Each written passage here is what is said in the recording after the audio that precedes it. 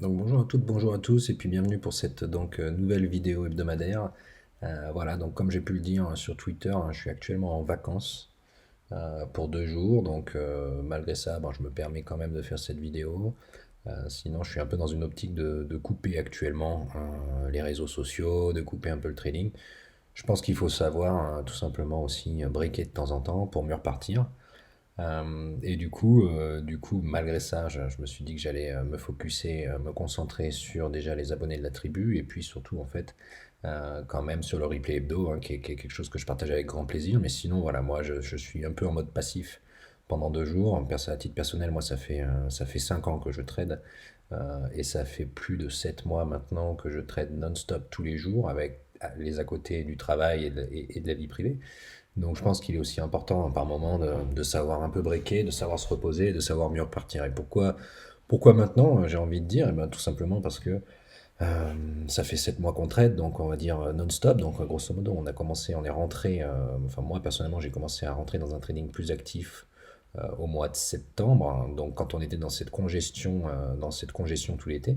Et puis derrière, eh ben, voilà, on est actif tous les jours depuis les 4700, 4900, et on a fait toute une hausse jusqu'à 6000, hein. Et comme je le disais, pour moi, les 6000 points, c'était une conviction de début d'année que j'ai partagée avec les abonnés, donc je suis pas spécialement surpris.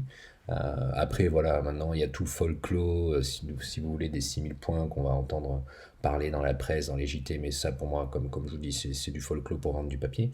À titre personnel, je suis même persuadé en fait qu'une fois le gap Covid comblé, il n'y avait aucune raison qu'on ne le comble pas sur le CAC 40 étant donné qu'il est comblé sur les autres indices.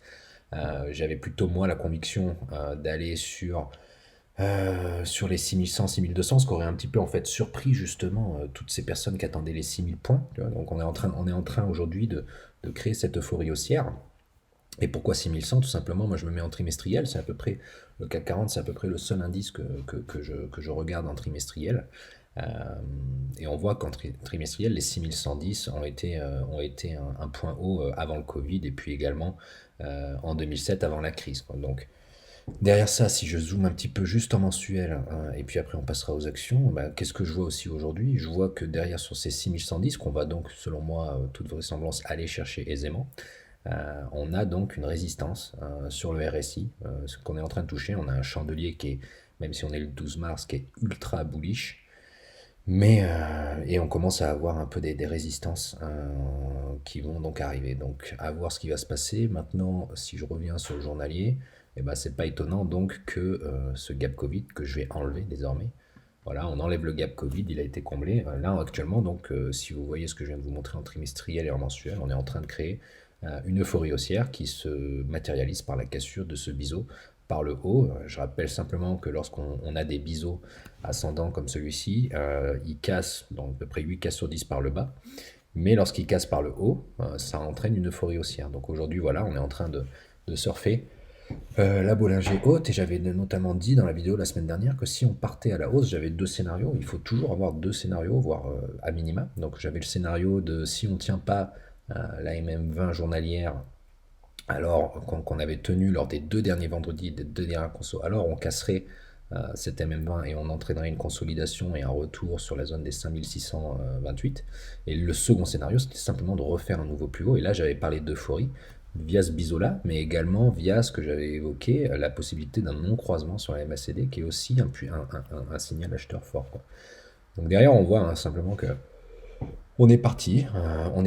Je pense qu'on va vouloir surprendre le marché avec les 6100, les 6200 pour continuer de créer de l'euphorie. Et puis derrière, on va devoir donc voir la construction, mais plus on va être euphorique, plus la construction va être forte, hein. Je veux dire, en cas de construction, le premier soutien aujourd'hui, désormais, il est à 5900, 5930 avec la même 7. Et donc, en fait, la première consolidation, ça va quand même être une consolidation de 100 ou 200 points. Donc, je pense que ça entraînera de la volatilité à nouveau. Donc voilà, puis derrière on observera la construction tout simplement. On a donc désormais deux gaps, hein, qui sont restés aussi sur les 5000 et les 4700. On n'est pas là pour en parler maintenant, c'est pas le sujet. Mais voilà un petit peu l'état des lieux. Et comme je le disais depuis le début d'année, c'est pas parce que ça monte que c'est facile. Bien évidemment, un néophyte qui voit ça se dit voilà, la bourse c'est facile, j'y vais, j'y go, et voilà, et rouler jeunesse. Mais on sait bien en fait que Il n'y a rien de facile, même dans la hausse, même dans l'euphorie. Et moi, j'ai tendance là-dessus à me dire que l'objectif est atteint et désormais et qu'il faut savoir être un peu plus prudent, quoi. Donc voilà un peu le topo sur le CAC 40. Du coup, moi, je suis passif pour la première fois, histoire de un peu reposer le mental, de faire un reset mental qui est très important pour repartir. Observer, j'attends cette fois-ci un peu plus la conso pour repartir. Et puis voilà, que dire de plus? Ouais, ouais, c'est sûr que ça me paraissait nécessaire, hein. Moi, ça fait, comme je vous disais tout à l'heure, 5 ans que je trade. Je crois que j'ai été liquide 2 fois dans ma vie.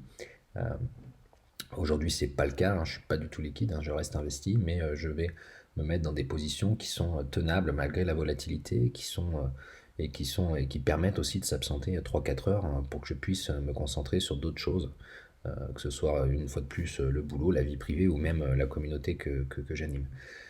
Donc voilà, et d'ailleurs j'ai envie de dire, si vous faites pas de l'intraday aujourd'hui, donc exception faite des mecs qui font de l'intraday, des gens qui font de l'intraday, si vous n'êtes pas capable de partir une journée, 2 journées des écrans, en dehors du fait que vous êtes passionné comme moi, c'est que vous avez un problème dans la prise de vos positions, quoi. Donc voilà quoi. Bon, ce que je vais faire maintenant, c'est qu'on va passer en revue la liste de valeurs, hein, qui a grossi dans toute la semaine avec la communauté. On a beaucoup évoqué cette liste de valeurs que j'ai augmentée. Je vous rappelle le code couleur. En vert, c'est ceux dont je suis actionnaire et sur lequel je suis, on va dire, fortement en PV. Des trades gagnants, grosso modo. En jaune, c'est ce que je suis en train de trader, ceux dont je suis actionnaire actuellement. Et puis en violet, ce que j'observe un petit peu plus dans la watchlist. Voilà, donc là, comme on est encore live, que je fais cette vidéo avant la clôture des marchés, je vais juste me mettre en ordre alphabétique, sinon ça va peut-être un peu trop bouger sur un vendredi.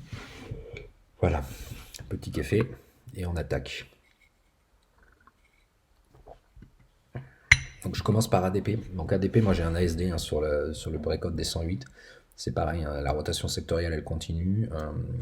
Il va falloir observer la cassure sur ces valeurs-là qui sont intéressantes. Voilà, on voit qu'on a cette résistance-là qui est pas mal du tout, hein, qui est plutôt cohérente.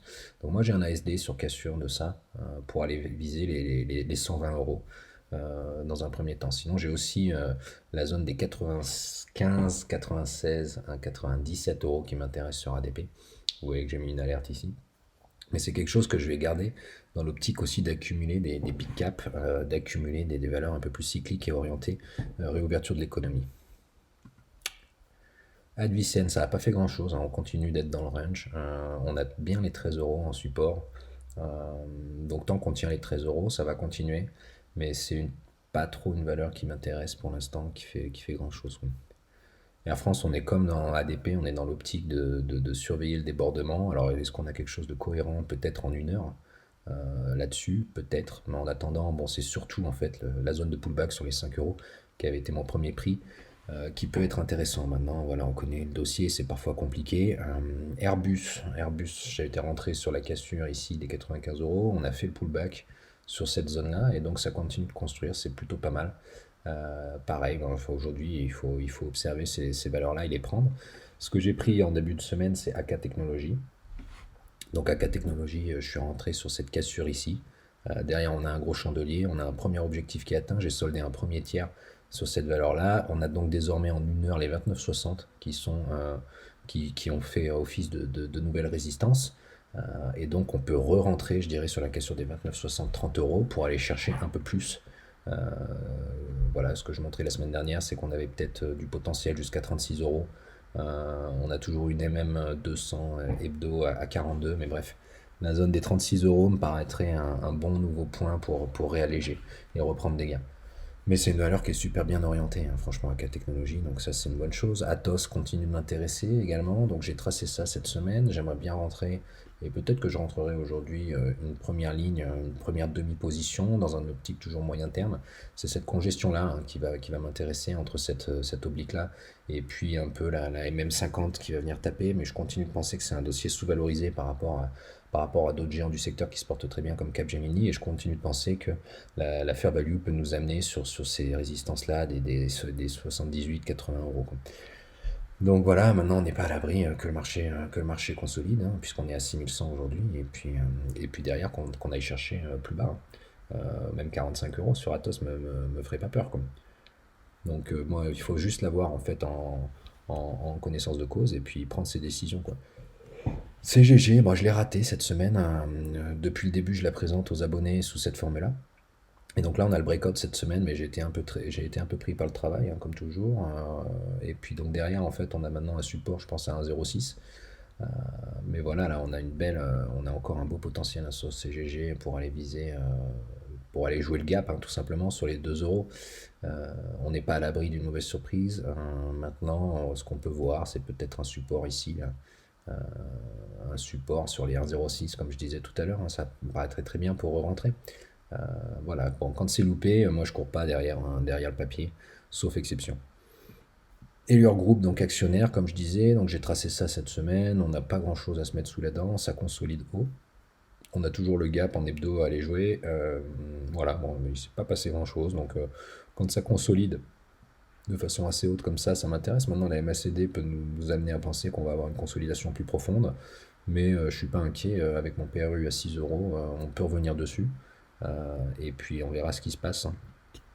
Enertime, je suis rentré cette semaine sur la tenue de cette oblique-là. Je l'avais déjà prise sur la cassure de cette oblique-là en intraday. Donc là, je commence à dimensionner un peu plus une sortie par le haut. J'aime bien aussi cette MACD qui pourrait s'ouvrir vers le haut. Et si jamais on passait en fait, là, je pense qu'on voit les 3,90, 3,88, 3,90. J'avais un premier ordre de sortie à 3,88 qui ne s'est pas déclenché. Du coup, je l'ai enlevé. Mais le vrai potentiel pour moi, c'est plutôt d'aller jouer les 4,20 €. Voilà, donc je continue de garder, j'ai mon stop loss également, donc c'est ça, hein, je veux dire ce que je vous dis depuis tout à l'heure et toujours, si vous avez un take profit de défini, un stop loss, ben, vous pouvez en fait vous permettre simplement de prendre des positions, et puis si vous n'êtes pas intraday, ben, de partir 2 jours en vacances comme moi, quoi. Voilà.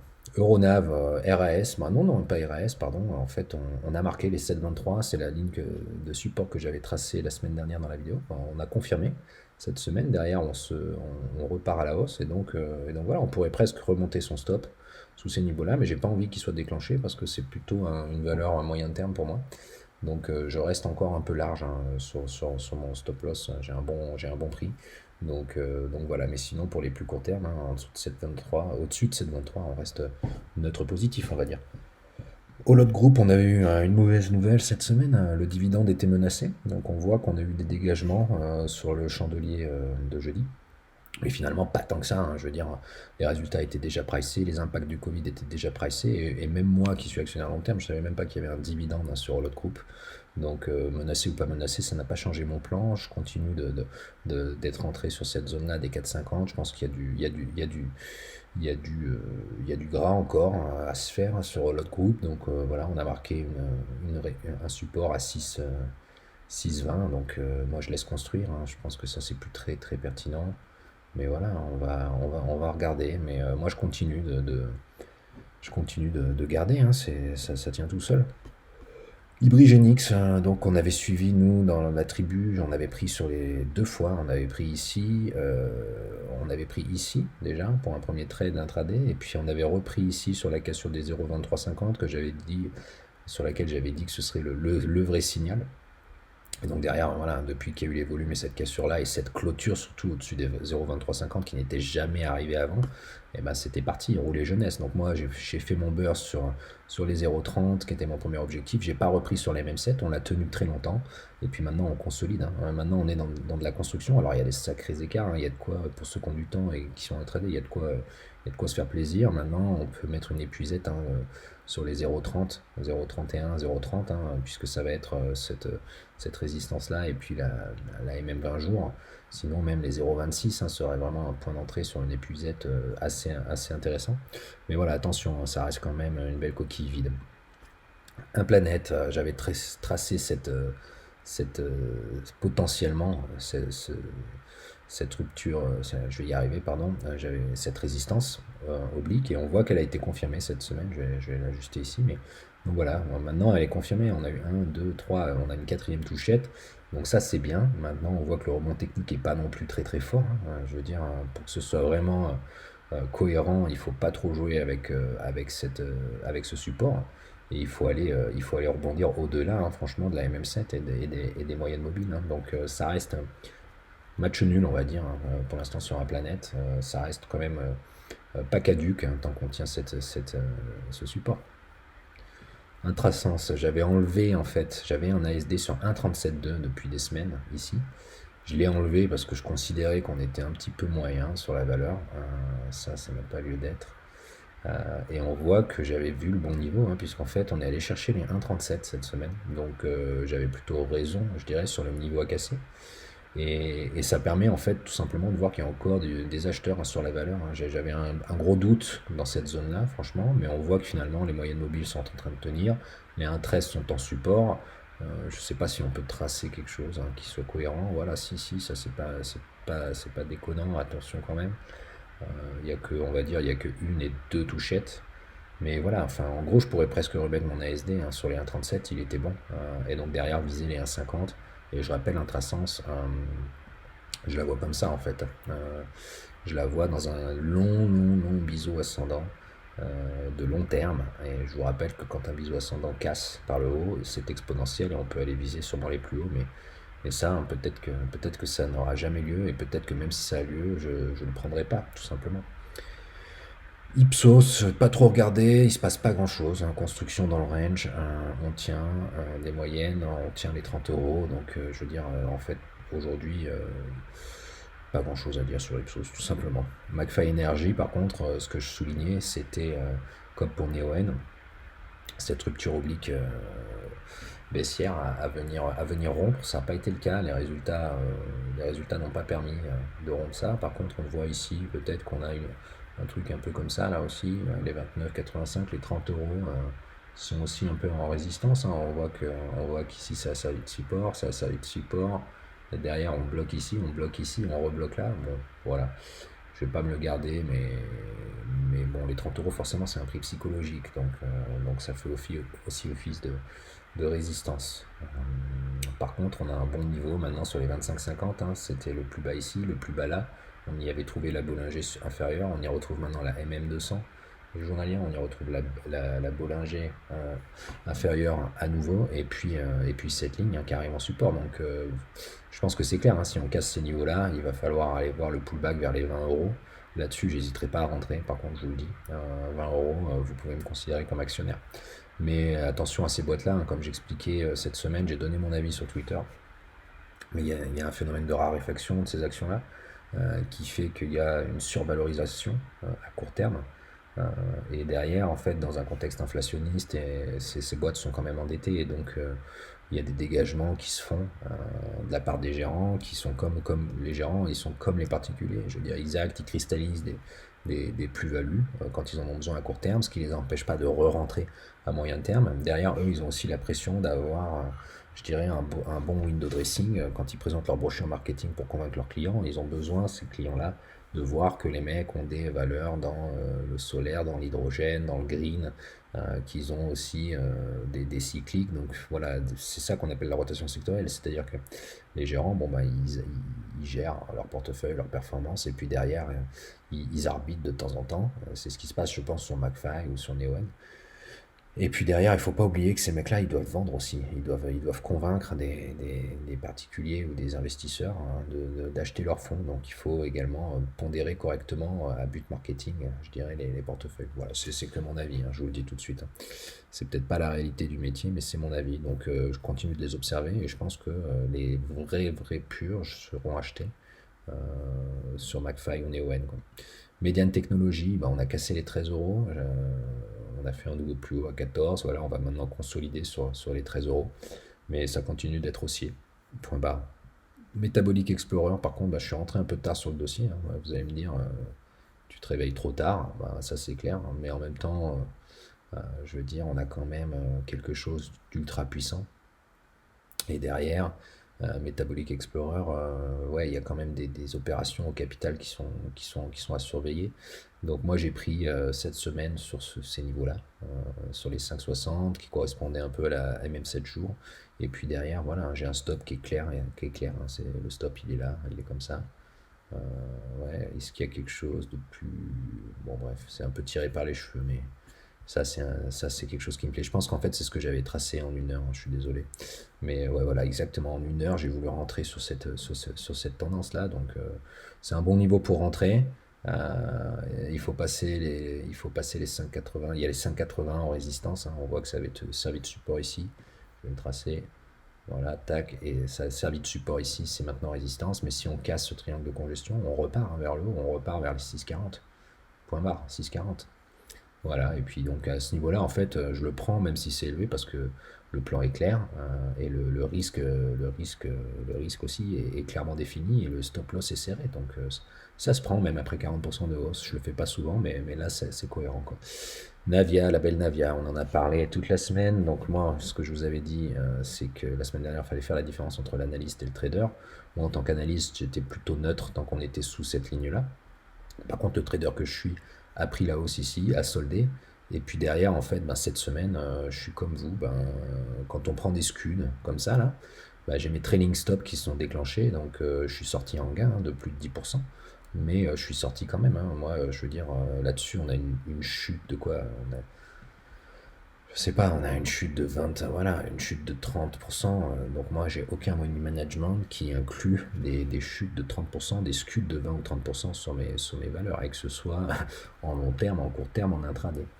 Donc moi, je préserve mon capital et quand j'ai raison, je mets très rapidement à break-even. Donc ce qui s'est passé, c'est que moi, quand on a rompu ça, j'ai cristallisé des plus-values sur les 3,70, qui était mon premier objectif, et puis j'ai mis un trailing stop sur le reste en voulant aller chercher plus loin. J'avais mis le plan, hein, sur Twitter, et auprès de la tribu, mais derrière, bon, bah, ça se déclenche, tant pis, je sors en gain de 10%, et puis c'est comme ça.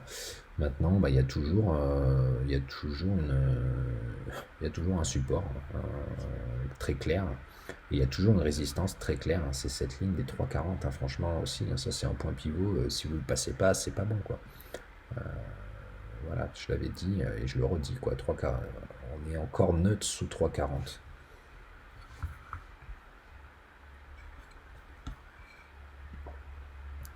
Neoen, comme McFly, hein.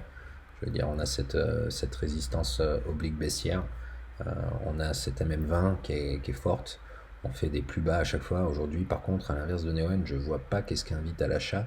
Alors, il y avait un super point d'entrée pour les court-termistes ici, puisque c'était une touchette sur la Bollinger. Voilà, on est en train de construire de façon. On est en train de construire quand même quand on voit les indicateurs. Mais Neoen, hein, sincèrement, voilà, je la prendrais bien. On a cassé la MM50. Le chandelier hebdo est pas beau. Donc moi en fait, ben, je la prendrais bien à 35 euros. C'est osé, mais tant pis, je la prendrais bien à 35 euros sur cette résistance. On voit qu'on va avoir aussi en hebdomadaire une résistance là-dessus, quoi. Neuron, j'en ai parlé. Bah, Neuron, ils ont annoncé un dividende, donc nous on l'a suivi, depuis le début dans cette congestion entre les 23 et les 25 euros. On est rentré là, on est sorti par là. Bon, bah, malheureusement ou heureusement pour les actionnaires, malheureusement pour moi, quand je suis sorti à 27 euros en me disant que j'avais bien vendu, derrière on fait un pullback et puis on a l'annonce qui crée un gap. Puis je crois que il y a des gérants très connus qui ont poussé la boîte également. Donc derrière, on tape les 30 euros, qui était, je pense, un objectif à avoir. Mais c'est vrai avec 2 euros de dividende exceptionnel et puis connaissant la santé de la boîte, hein, franchement, c'est des trucs.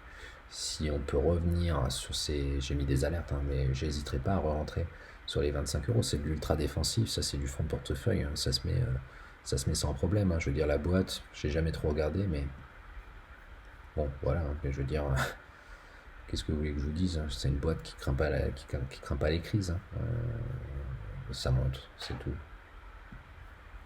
Donc Novacid, bah, je suis sorti sur stop loss cette semaine, bon, voilà, ça arrive. Et en fait, j'avais anticipé la rupture de cette oblique, c'était un peu trop tôt. On voit qu'elle a eu lieu. On voit pareil, hein, quand même, que même si elle a eu lieu, il n'y a pas non plus d'emballement sur la valeur et qu'on est revenu sur les niveaux d'avant la rupture. Donc en fait, ça, c'est juste pas pertinent du tout.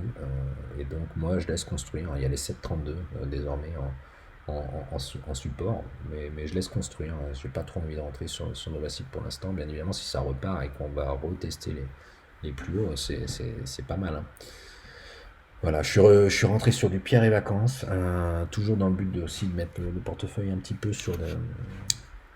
la thématique de la réouverture économique. Et voilà, Compagnie des Alpes est partie par exemple, mais Pierre et Vacances n'est pas encore parti parce que le dossier est un peu plus endetté. Maintenant, bah, ce que je vois, moi, c'est un biseau ascendant à trader. Et pareil là-dessus, si on va casser le biseau par le haut, on va aller voir les 15 16 euros, ouais, les 16 euros. Et puis potentiellement les 20 euros en cas de réouverture de l'économie. Donc je continue d'être dans le biseau pour l'instant.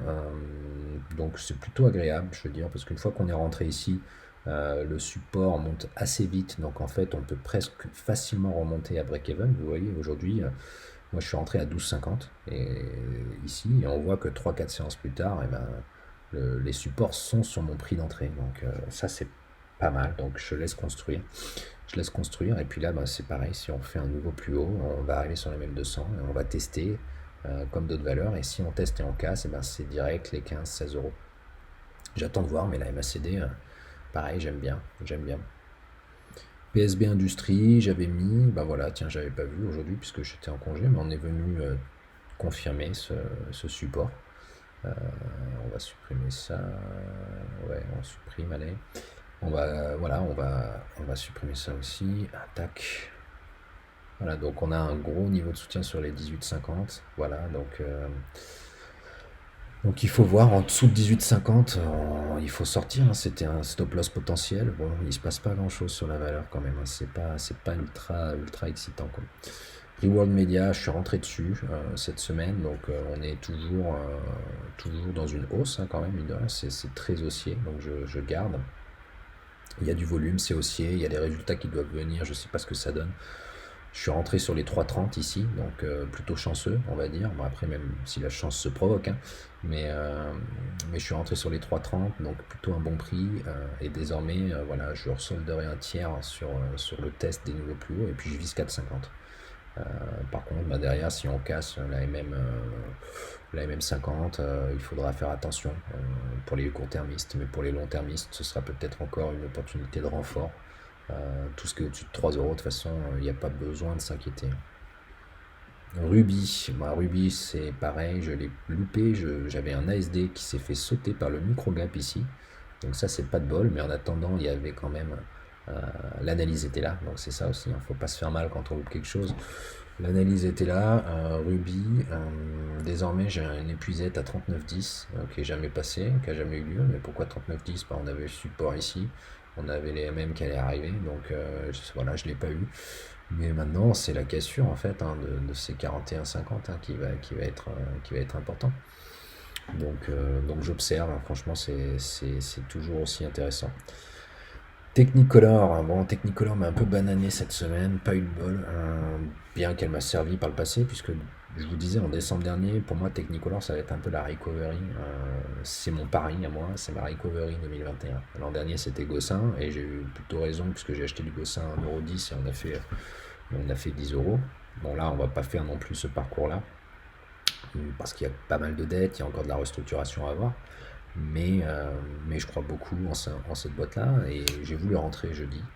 Euh, et je me suis vraiment fait bananer, ça peut arriver, puisque j'ai acheté en prévision de la rupture des 2,24, 2,25 sur ce chandelier-là et je me suis fait sortir sur le plus bas du jour. J'avais mis un stop loss assez serré et j'aurais pas dû parce que derrière on a les résultats, ils sont appréciés et on va taper les 2,40.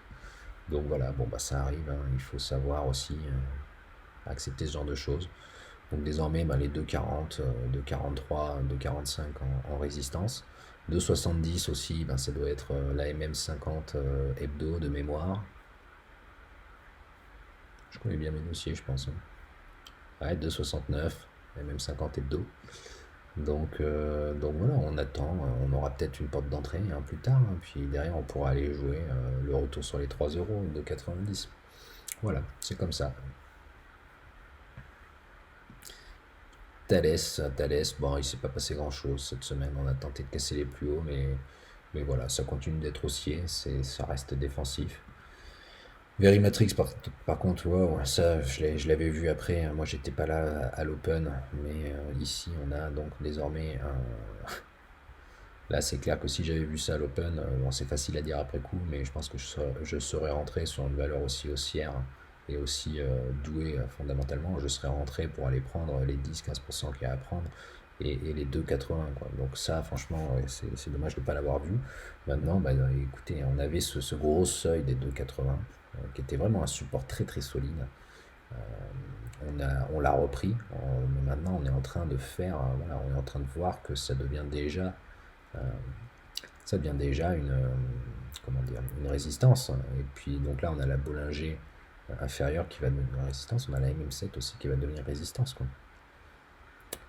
Donc voilà, je vais rester plutôt neutre là-dessus. Je vais peut-être l'enlever de la watchlist. Et puis Villemorin pour finir, toujours dans un contexte de hausse des matières premières. On est rentré cette semaine avec les abonnés de la tribu. On est rentré sur Villemorin. On est en train de faire des plus hauts. Là, on est en train de faire le pullback sur 58 euros cap. C'est pas mal. Et puis derrière, on va voir. Mais c'est haussier aussi Villemorin. Donc c'est un trade tranquille. On voit qu'il y a encore du potentiel à la hausse. Toujours dans un contexte de montée des matières premières également, quoi. Donc ça c'est tranquille, c'est à se garder en fond de portefeuille aussi, quoi. Voilà, bon du coup bah, j'espère que vous avez profité de cette watchlist, profitez bien du bon week-end. Moi je vais passer donc quelques petits jours de vacances pour recharger les accus. On se retrouve mardi sur les réseaux sociaux. Euh, voilà, bon week-end à tous.